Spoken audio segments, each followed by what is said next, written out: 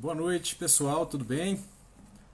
Alegria estarmos aqui de novo, mais essa live pela Casa Fraterna Novo Caminho. Estamos comentando o Evangelho segundo o Espiritismo, mais precisamente o capítulo 25. O capítulo 25 é Buscai e Achareis. Semana passada foi o item Ajuda-te, o céu te ajudará. Hoje, olhai as aves do céu. Vamos lá. Boa noite, boa noite.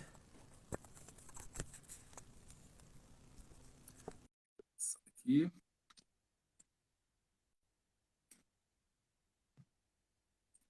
Vamos lá, aguardando.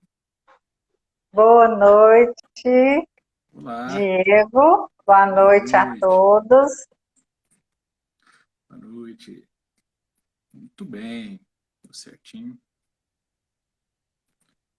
Lembrando, pessoal, água. Hoje eu pus uma garrafa quase cheia aqui de água para que seja fluidificada enquanto a gente estuda juntos aqui. Correto? Boa noite. Deixa eu ver. Acenando para todo mundo aqui. Boa noite. Ótimo. Tudo bem. Aí. Então, vamos fazer a nossa prece para iniciarmos o estudo da noite de hoje. Vamos elevar os nossos pensamentos ao nosso Mestre Jesus, pedindo mais uma vez o amparo, a proteção de seus mensageiros para a condução desse estudo da noite de hoje, que sob a inspiração deles possamos levar uma palavra de esperança, de consolação, de esclarecimento, ao mesmo tempo que nós mesmos aprendemos. Que o nosso Mestre Jesus seja sempre o nosso roteiro, o nosso caminho. E com a permissão dele, iniciamos então esse estudo. E assim, Assim seja. Deixa eu só escrever aqui. Tudo bom. Capítulo 25 já. isso, tá? Estamos avançados. Chegando ao final, né? Capítulo 25 aqui, item 6 a 8.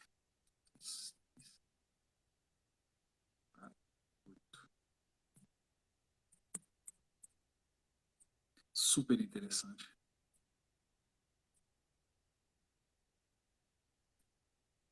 Dos momentos mais poéticos, das passagens mais poéticas que tem. Sim, belíssima lição, belíssima lição. Então vamos lá, né? Vamos. Olhai as aves do céu. Não queirais entesourar para vós tesouros na terra, onde a ferrugem e a traça os consomem, e onde os ladrões os desenterram e roubam. Mas entesourai para vós tesouros no céu, onde não os consomem a ferrugem nem a traça, e onde os ladrões não o desenterram e nem roubam, porque onde está o tesouro, aí está também o teu coração. Portanto vos digo, não andeis cuidadosos da vossa vida, que comereis, nem para o vosso corpo que vestireis. Não é mais a alma do que a comida, e o corpo mais do que o vestido?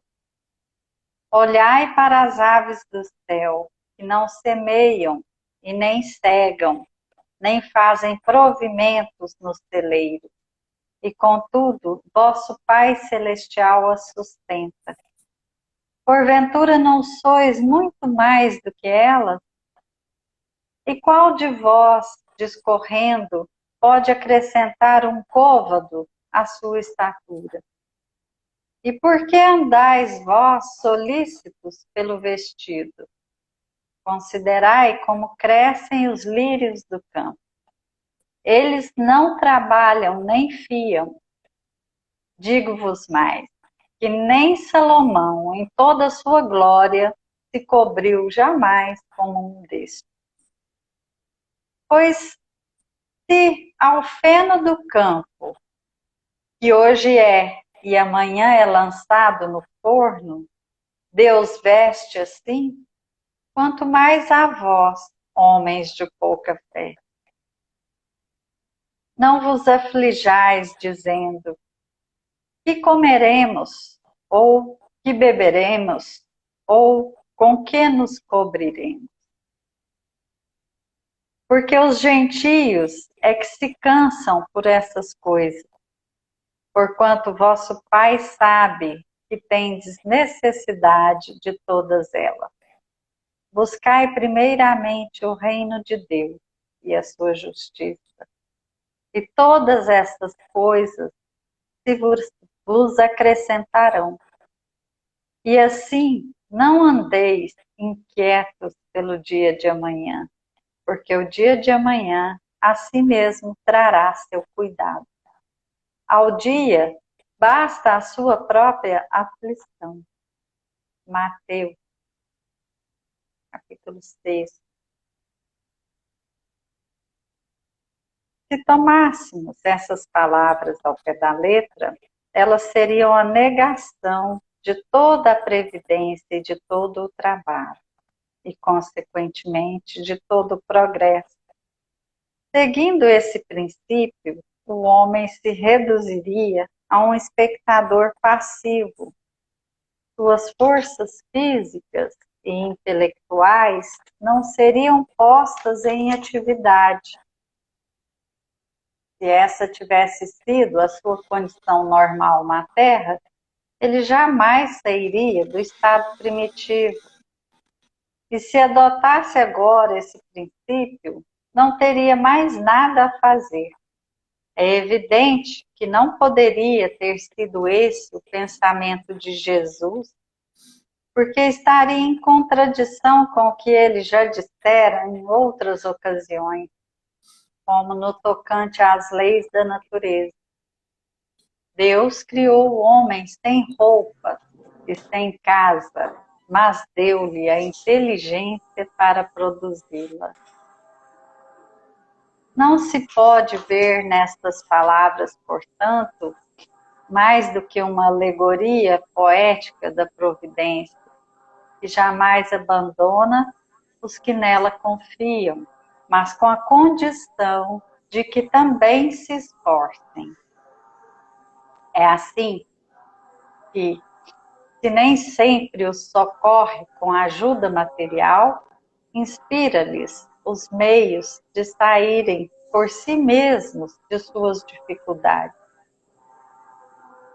Deus conhece as nossas necessidades e a elas provê conforme necessário for. Mas o homem, insaciável nos seus desejos, nem sempre contenta-se com o que tem. O necessário não lhe basta, ele quer também o supérfluo. É então que a providência divina o entrega a si mesmo. Frequentemente, ele se torna infeliz por sua própria culpa e por não haver atendido às advertências da voz da consciência, e Deus o deixa sofrer as consequências, para que isso lhe sirva de lição no futuro. A terra produz o suficiente para alimentar a todos os seus habitantes. Quando os homens souberem administrar a sua produção, segundo as leis de justiça, caridade e amor ao próximo. Quando a fraternidade reinar entre os povos, como entre as províncias de um mesmo império, o que sobrar para determinado momento suprirá a insuficiência momentânea de outro, e todos terão o necessário. O rico, então, considerará a si mesmo como um homem que possui grandes depósitos de sementes. Se as distribuir, elas produzirão ao cêntuplo, para ele e para os outros. Mas se as comer sozinho, se as desperdiçar e deixar que se perca o excedente do que comeu, elas nada produzirão e todos ficarão em necessidade. Se as fechar no seu celeiro, os insetos as devorarão. Eis porque Jesus ensinou: não amontoeis tesouros na terra, pois são perecíveis, mas amontoai-os no céu, onde são eternos. Em outras palavras, não deis mais importância aos bens materiais do que aos espirituais, e aprendei a sacrificar os primeiros em favor dos segundos. Não é através de leis que se decretam a caridade e a fraternidade. Se elas não estiverem no coração, o egoísmo as asfixiará sempre. Fazê-las ali penetrar é a tarefa do Espiritismo.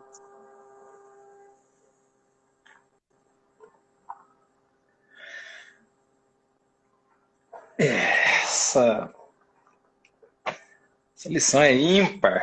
É um absurdo isso aqui. Pro lado bom, né? Claro. Nossa. Esse último pedaço aqui não é através de leis, começando de trás para frente, né? É através de leis que se decretam a caridade e a fraternidade. Não é. Se não estiverem no coração, o egoísmo as asfixiará sempre. Fazê-las ali penetrar, tarefa do Espiritismo e, né, das religiões. Todas que estiverem calcadas nesses mesmos princípios. Pode escrever o que quiser, do jeito que quiser. Pode ser maravilhoso. A escrita, inclusive, né? Pode escrever coisas maravilhosas com uma caligrafia maravilhosa. Isso por si só não adianta nada. Não adianta nada escrever. Nós temos o nosso exemplo. Nós temos o mundo como exemplo. Nós temos um artigo 5º da Constituição Federal, por exemplo, nossa, mas que é uma norma praticamente repetida em várias outras, né, quase unanimidade, que fala sobre a igualdade. Todos são iguais perante a lei. Isso aí faz acabar? Acabou a desigualdade porque eu escrevi que é igual ali. Não tem nada a ver. Olha que coisa, né? É justamente isso que ele está falando. Nenhuma lei pode decretar a caridade e a fraternidade. E assim também a gente vê que as disputas pelo poder, as sucessivas disputas e tentativas de sistemas de governo diferentes para suceder aquele que se depois, né, não funcionam exatamente por isso, porque se torna apenas uma disputa pelo poder, sem haver essa mudança substancial, que aí sim inauguraria uma nova era para a humanidade. Então, não se trata de alternar grupos no poder, se trata da própria evolução da humanidade. Quando nós compreendermos o outro como igual e aprendermos a ser solidário. Né? Isso foi tratado aqui nesse último trecho, mas também está lá, na parte mais atrás do Evangelho, os mundos felizes. onde a sociedade vive em harmonia porque ninguém quer ter mais do que o outro. E ter Ninguém o quer a supérfluo. desarmonia. Exatamente, né? Então, é isso aí.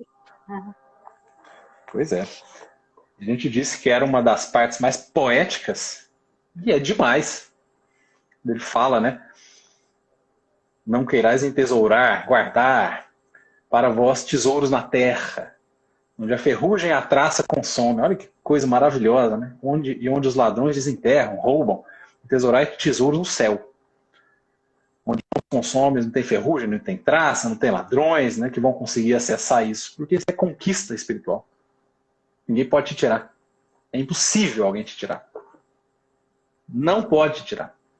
Qualquer conquista imaterial, ninguém te tira. Ninguém. Ninguém. Seja intelectual, seja moral. Nenhuma delas. Essa é a verdadeira propriedade. É por isso que ele fala. É esse tesouro. Continua. Porque onde está o tesouro, ou onde a gente guardar nosso tesouro, aí estará o nosso coração. Ainda faz uma relação de vínculo aqui, né, de prisão quase. O que a gente está canalizando? Nosso tesouro é todo material? Tem uma frase interessante, ver se eu vou conseguir lembrar aqui no Se Vira nos 30 aqui na live. Ela fala mais ou menos assim. Se um homem precisa de um monte de coisa, ou de um monte de coisa grande para ser grande, ele não é grande, são as coisas que são grandes. Exatamente. É uma lógica interessante pra caramba. Quando ele faz essa conjunção aqui, né, do tesouro com o coração, também fala do quanto a gente emprega da energia, do sentimento, né, canaliza para isso, né? Então, e o quanto a gente inverte, né? A lição toda fala disso, né? A gente se preocupa mais com as coisas da terra, com o que vai ficar aqui, afinal de contas. Fala, aqui um sentido é muito interessante, porque ele fala, no fim das contas, sobre perder saúde, perder tempo, cansar, ele usa essa palavra. Os gentios é que se cansam dessas coisas, se cansam, gasta energia pra caramba, investe pra caramba nisso. Ué, mas qual é o problema de eu ganhar meu dinheiro, de eu correr atrás do meu trabalho e ganhar meu dinheiro? Não, nenhum. Trabalhando honestamente e, né, conservando ali seus bens. Só que tem um outro detalhe, chama desapego. Desapego. Esse é o principal. Pode trabalhar, pode ganhar dinheiro, pode acumular bens? Pode acumular. Sendo ele decorrente do trabalho, já que a obtenção é honesta, beleza. Por que não? Negar o resultado do trabalho é negar o próprio trabalho, como já falado. Agora, o desapego, aí que vem o desapego.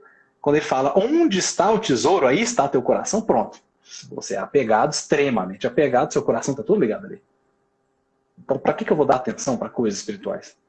Meu foco é aqui que eu vou me cansar.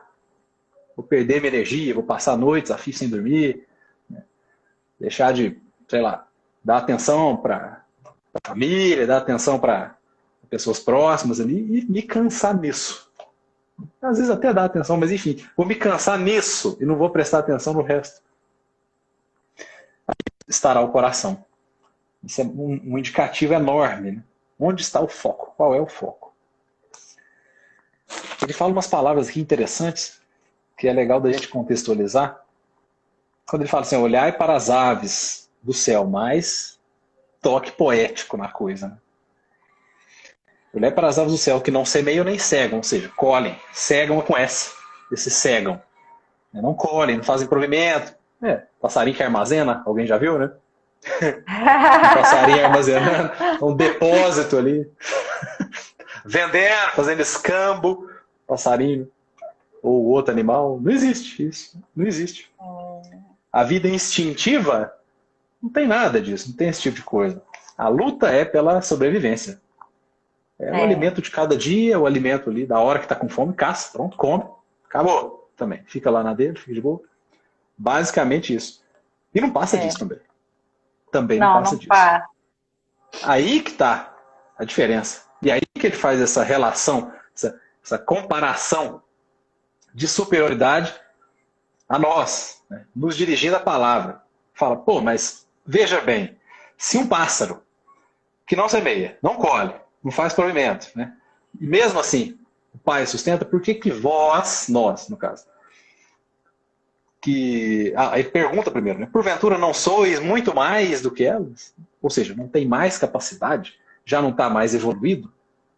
Tá, porque tem mais capacidade. Tem pensamento contínuo, consegue fazer, consegue trabalhar, consegue se organizar, prover as coisas, antecipar, ser previdente.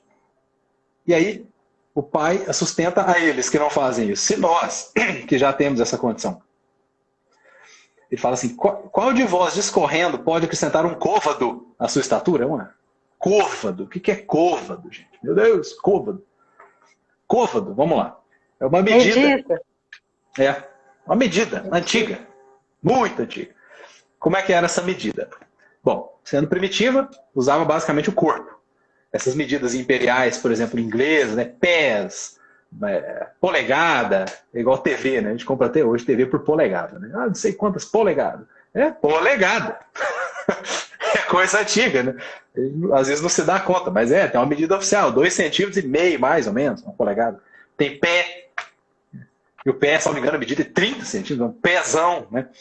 Agora, côvado é uma medida que ia aqui, ó, do dedo médio até o cotovelo. Essa era a medida. Isso é um côvado. Variava. Não é uma medida muito segura, né? Porque cada pessoa tem uma altura, tem um tamanho e tal. Né? Não tinha uma sistematização. Estávamos aí há 2.000 anos atrás. 2.000 e tantos. O côvado hebreu, a título de curiosidade, era 44,7 centímetros. Né? Como é que calculou o 0,7? Né? Não me perguntem. Mas é mais ou menos isso aqui. 44,7 pelo que existe aí catalogado. Um côvado da estatura, ou seja, aumentar 44 centímetros na sua estatura, né? A altura mesmo. E ele dá um exemplo aqui de Salomão.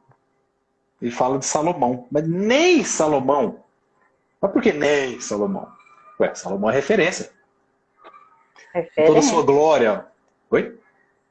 Referência, né? Referência de bom senso, de justiça. Referência. Sabedoria. De prosperidade, de riqueza. Salomão foi o terceiro rei de Israel, né? Ele também era da casa de Davi. Ele é para aquela contextualizar, famosa... como diz você. Sim, isso é bom demais. É bom demais. Saber o que ele está falando, né? Quando está falando de Salomão, fica perdida a informação. Mas é isso.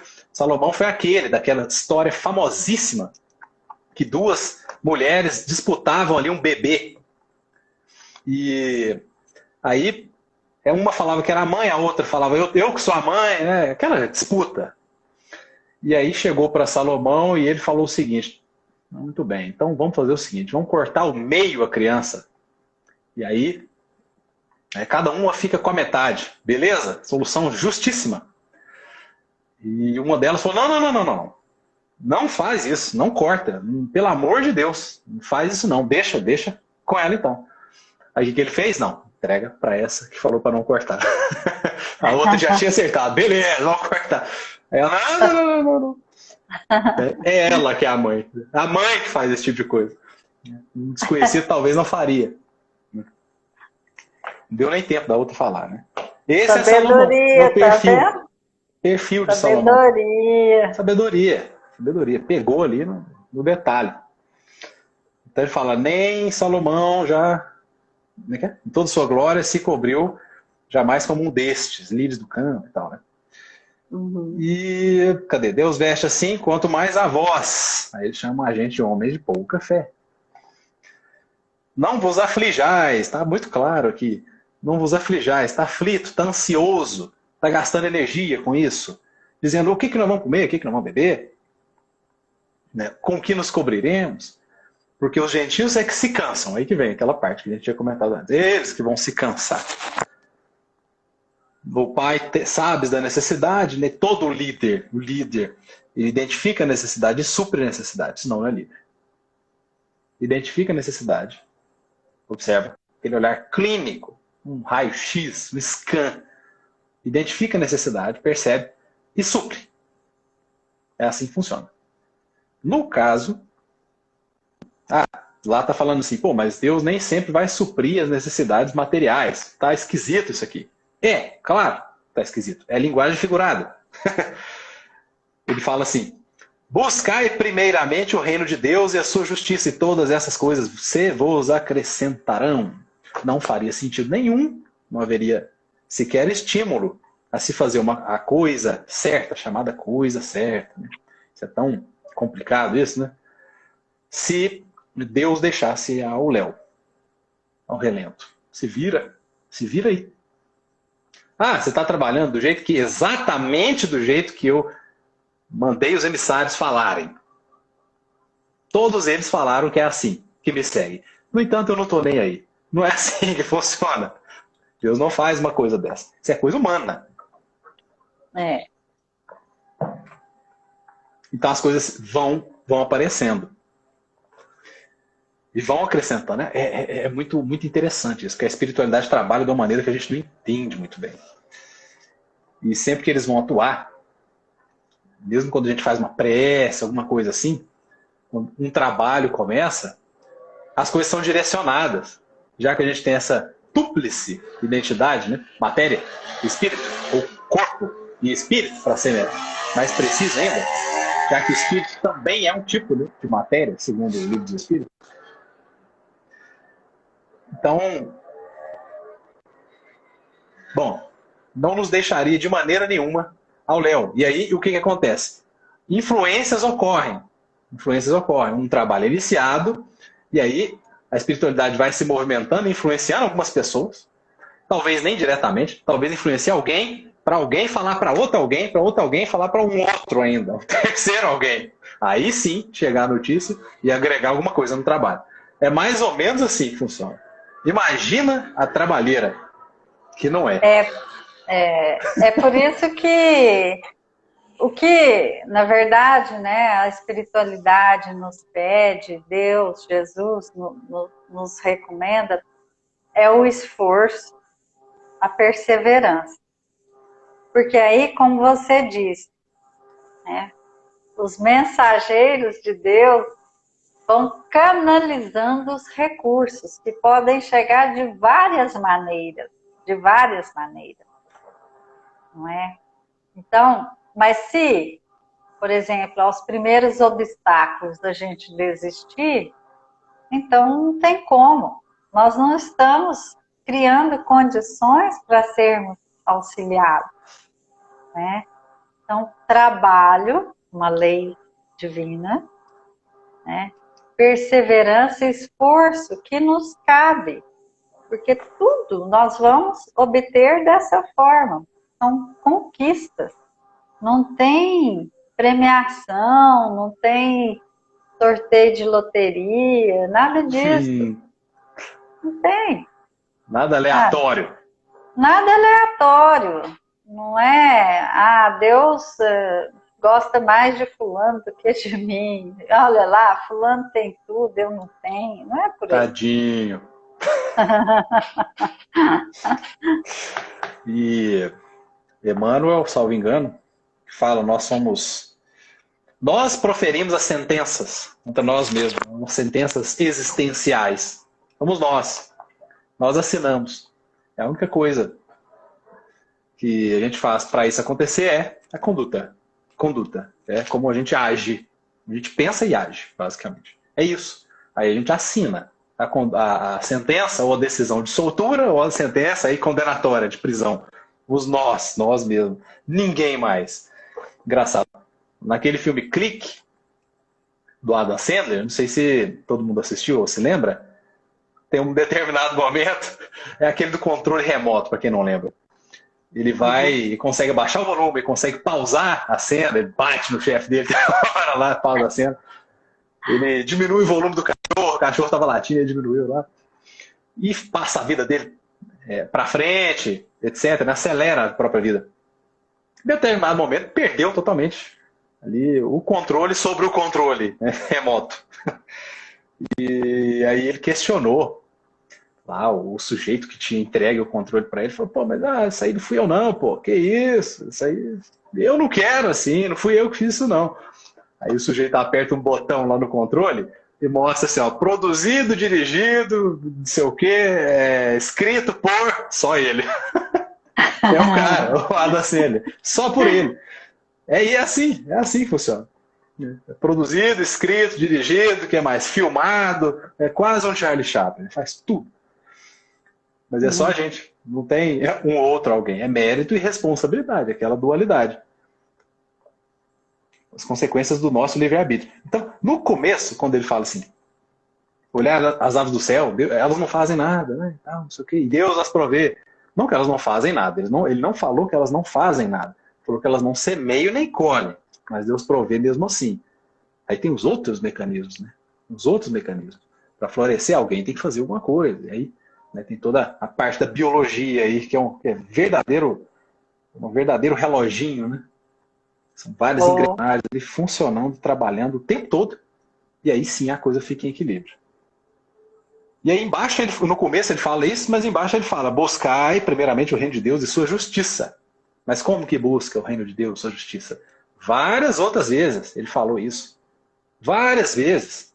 Várias parábolas, tudo. Bom samaritano, trabalhadores da última hora, aquele da vinha.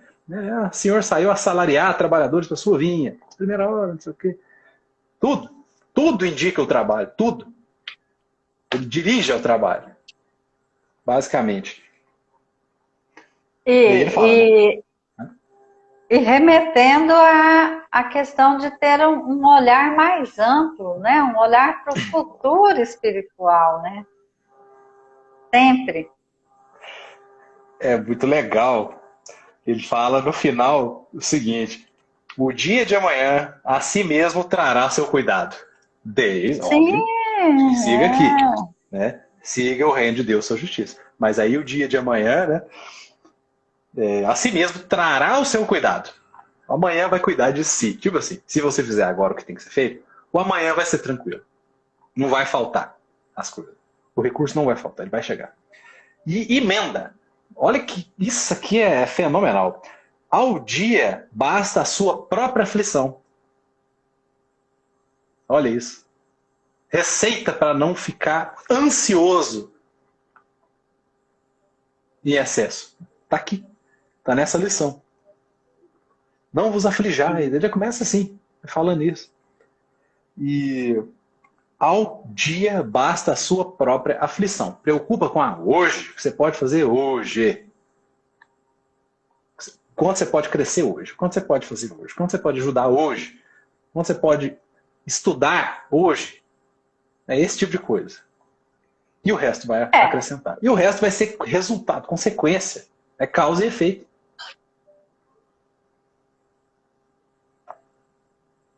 Oi? Exatamente. Se fizermos o que nos cabe hoje, estaremos preparando um futuro melhor, não é? Pode não ser tão rápido quanto a gente, no nosso imediatismo, a gente desejaria. Mas é assim que funciona. Não tem como colher se não semeou, se não cuidou, não tem como colher, né? Então, entre a semeadura e a colheita, tem um espaço de tempo para as coisas fluírem. E elas fluem naturalmente, dentro desse da ação e reação, causa e efeito, né? Se nós passamos um longo tempo semeando sementes impróprias, inadequadas, vai levar um tempo nessa nova lavoura aí, para a gente colher frutos melhores. E aí já o Allan Kardec, né? Isso aqui foi só o comentário crítico. A passagem crítica aqui, bíblica. O Allan Kardec faz aqueles comentários que a gente já sabe da qualidade. Ele fala já de cara, né? Pô, isso nunca é representação de negar o trabalho. Negar o trabalho é negar o progresso, é cair no ócio. A lição passada foi: ajuda-te e o céu te ajudará.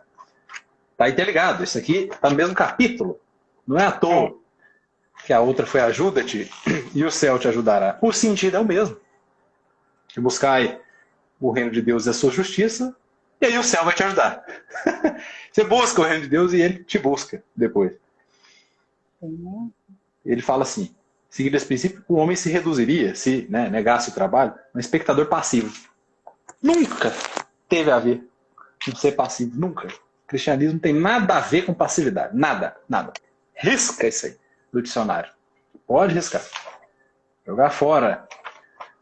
Cristão não é passivo. Nunca foi. Ou pelo menos nunca pôde. Você nunca deve ser. É mais ou menos assim, né? Como recomendação. A lei do trabalho e a lei do progresso. Intimamente ligadas, né? Não tem como você não ir adiante. A questão é, a sua escolha se resume no como, porque você pode ir do jeito mais fácil ou pode ir do jeito mais difícil. Mas Isso. que você vai, você vai. Então, né? Você tem duas escolhas. Ir adiante ou ir ser arrastado. adiante. Esse é o detalhe. Aí tem gente que fala que o livre-arbítrio, na verdade, não existe, né? Porque o final é um só e tal. Em certa medida, aí há um fundo de verdade. No entanto, o livre-arbítrio consiste em escolher o modo. O meio. O fim é o mesmo. O fim nunca. A gente nunca pôde escolher o final. Só para ficar bem claro isso aqui. O final está escrito já. Agora, o meio, aí que tá. Aí que entra a nossa liberdade. Como que a gente vai fazer isso? A gente vai apanhando, tropeçando, capengando, virar a cambalhota para frente, né? Caindo, rolando no morro, abaixo, ladeira abaixo. Ou não. Ou não. A gente vai caminhar durante o dia. O caminho enquanto é dia, igual o Cristo falou. Compreender a marcha, né, Diego? Compreender a marcha. Almir Sater, grande. Música psicografada, segundo ele próprio. Isso tem um sentido profundo. A linguagem é simples, mas tem um sentido muito profundo. Compreender a marcha. O que significa isso? Né? Significa exatamente a compreensão das leis divinas. Compreender a marcha. E se colocar no ritmo da marcha. Exatamente. Podemos dizer a marcha do progresso, que é a nossa destinação. Né? Exatamente. E aí, na frente aqui ele fala, né? Deus jamais abandona. Seria um contrassenso a previdência abandonar aqueles que se esforçam. Mas isso é necessário. O esforço é pressuposto de qualquer conquista. Ele fala, mas nem sempre o socorre com ajuda material. A gente tinha começado a falar e não terminou, né? Claro, não mesmo. A gente não sabe a missão de cada um. Às vezes a missão é justamente passar a necessidade nesse ponto. Com ajuda material. Mas aí, contraponto. Inspira-lhes os meios de saírem por si mesmos das dificuldades. Você não traz ali a ajuda material, mas está lá, inspirando o tempo todo. O tempo todo. E está o tempo todo mesmo. Basta a gente sintonizar e acessar. Quando, logo adiante, ele fala que o homem procura a própria infelicidade, ele atribui isso àquilo que a gente busca além do necessário. O supérfluo mesmo. Supérfluo. O necessário está lá, beleza, funciona muito bem. Mas eu quero muito mais. Muito. Então... Para quê? Porque eu quero. Aí, eu quero. Porque eu quero. Aí vai e cansa. Porque eu quero. É igual criança. Porque eu quero. E vai. Então Deus fala, então vai. caminho não é esse não. Não, mas eu quero, porque eu quero. Então vai. E aí ele diz assim, então que a providência o entrega a si mesmo. Então tá bom, vai lá, quebrar a cara. Tipo assim, né? Fica subentendida essa segunda parte. E frequentemente a gente se torna infeliz por sua culpa, por não haver atendido às advertências, porque sempre há. Sempre. E é fora de questão. E Deus o deixa sofrer as consequências. Pô, mas que Deus é esse que deixa? Deixa, pô. Lógico que deixa. Ele avisou antes. Você não quis seguir. Ou nós não quisemos seguir. Nós. Primeira pessoa do plural. Para que isso lhe sirva de lição no futuro. Pô, escolhi tropeçar e cair. Para depois levantar. Jesus nos ensinou e exemplificou muito bem a simplicidade. Né? A gente se enrola justamente quando a gente quer o supérfluo, quer muito além do que a gente realmente precisa, como você acabou de falar. Aí a gente vai se enrolando, porque a gente começa a ter atitudes como se fosse nos auto-sabotando, né? Se a gente pensar na perspectiva futura das consequências, é uma autossabotagem, porque você vai se enrolando cada vez mais para alcançar aqueles objetivos, né? Que não são o que você precisa enquanto espírito. Mas às vezes chegamos, e aí a gente tem que considerar nosso passado, né? Chegamos a praticar coisas absurdas, assim, para satisfazer nossos caprichos. Só que depois vem a conta, né? Vem a fatura. E é onde, nas encarnações seguintes, às vezes passamos várias privações, mas é mesmo no sentido de não ser permitido que a gente cometa ainda mais desatinos. Né? Uma pessoa que não tem bom senso, você coloca uma arma na mão dela, ela vai sair fazendo aí, né, bobagem. É o famoso então, dar arma para macaco, né? No popular, dar arma para macaco. Então, muitas vezes nós não temos além porque não conseguimos administrar a nós mesmos. Né? Nossos limites, nosso bom senso, nossa razoabilidade. Então Deus nos protege. Sim. Nos protege. O que é visto como desgraça, na verdade é um mecanismo de proteção e resgate.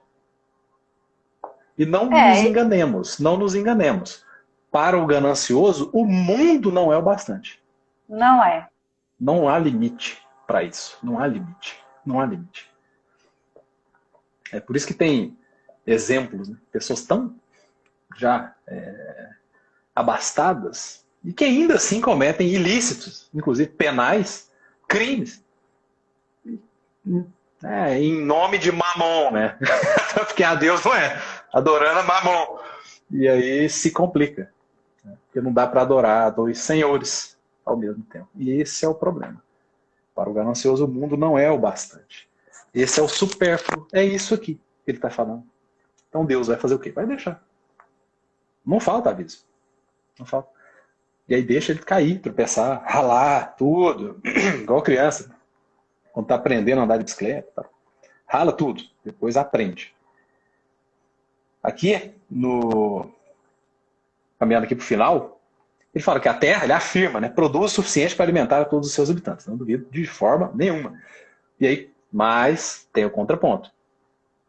Quando os homens souberem administrar a produção segundo as leis da justiça, de caridade e amor ao próximo. Aí, beleza, beleza. Se de um lado, do Atlântico, a gente joga comida fora, do outro lado, tem gente que não tem comida. Fica 2 dias sem comer.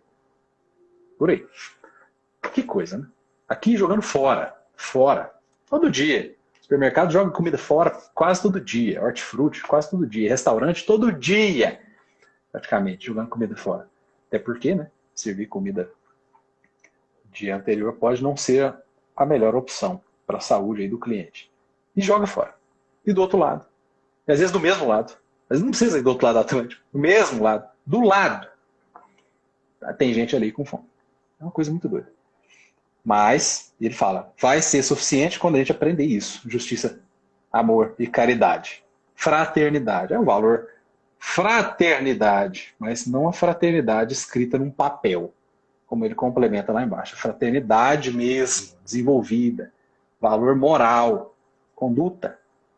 Entender que o outro é um igual. No sentido de aprendizado. Está aprendendo. Está sofrendo suas privações, tem seus méritos, tem seus deméritos, eu já tive os meus deméritos, tenho meus méritos também. Ou todo mundo. Isso é fraternidade. Ele dá o exemplo aqui dos ricos. Né? O rico, então, considerará, um rico aí com visão espiritual, com consciência espiritual, considerará a si mesmo como um homem que produz grandes depósitos de sementes. Se a distribuir, vai produzir ao cêntuplo. Se não, né, os insetos comem. Come sozinho, não adianta nada, o excedente vai para o lixo, e etc. Então, conclui aqui, para a gente, evidentemente, não dar mais importância aos bens materiais que aos espirituais, e, eventualmente, sacrificar os primeiros em favor do segundo, que é bem difícil de internalizar e entender. Quando a coisa aperta, a gente tende a sempre ficar ali na nossa, né? Não sacrificar muito, não. Pelo contrário, aquela correria, né? Por exemplo, comida no supermercado, então, esvaziar a prateleira. E... Como você falou antes, não há nada de errado em termos dos bens materiais, né? A gente... O próprio... foi Deus que concedeu ao homem essa vontade do melhor, como está na lição anterior, né? Inclusive. Esse desejo do melhor, de se melhorar, de ter coisas melhores. Isso nos diferencia dos animais. Uma abelha, um pássaro, ele tem aquele modus vivendi, é sempre daquele jeito e pronto, né? E o homem, então, ele vai avançando e ele precisa de outras coisas, tem outras necessidades. O que nos atrapalha é sempre o excesso. O excesso e que não serve para ninguém, né? Ele fica amontoado, ele apodrece igual as sementes, né? Ou seja, os bens que nós conquistamos só servem a nós e nós não conseguimos usufruir daquilo tudo, então, né? Comparando assim, ele apodrece. É isso aí que está errado. Lembrando ainda que quando nós adquirimos mais bens e mordomias, nós acrescentamos também responsabilidade. Então, o que é necessário, né, o conforto e tudo, não tem nada de errado nisso, mas nós seremos chamados a prestar conta do que for apodrecendo e que não serviu para ninguém. É só esse o pequeno detalhe. Pequeno detalhe, coisa à toa. Muito bem, então por hoje, aí tem um minuto do final. Então, por hoje, a gente agradece mais uma vez pela participação de todo mundo, pela companhia. Estamos firmes aí nas lives desde maio, salvo engano, do ano passado. Olha que beleza. E, salvo engano, hein? Pode ter sido antes. E possamos continuar nessa, né? Juntos ainda, aprendendo bastante juntos, trocando ideias aí juntos, para que a gente possa, de fato, né, internalizar essas questões, esse tipo de questão aqui, por exemplo, né? É tão complicado. Eu mesmo, essas semanas passadas, estava tão aflito por causa da situação, aí a gente lê isso aqui, né? Ao dia basta a sua própria aflição. Tem que preocupar tanto, né, do que a gente não tem controle. Ou seja, preocupa com o que você consegue fazer. E pronto. Mas é isso. Então, fazer muito sempre... obrigado. Desculpa. Agradecendo só. Então, muito obrigado mais uma vez. Abraço para todo mundo. Boa noite. Fiquem todos com Deus. Vamos juntos. Vamos crescendo juntos. Valeu. Uma grande alegria estar aqui mais uma vez em companhia de todos vocês. Essa lição me deixou tão profundamente emocionada que vocês devem ter percebido. E é uma alegria podermos compartilhar esses momentos de aprendizado. Fiquem com Deus. Boa noite, mãe. Até mais. Boa noite. Até a próxima. Até mais.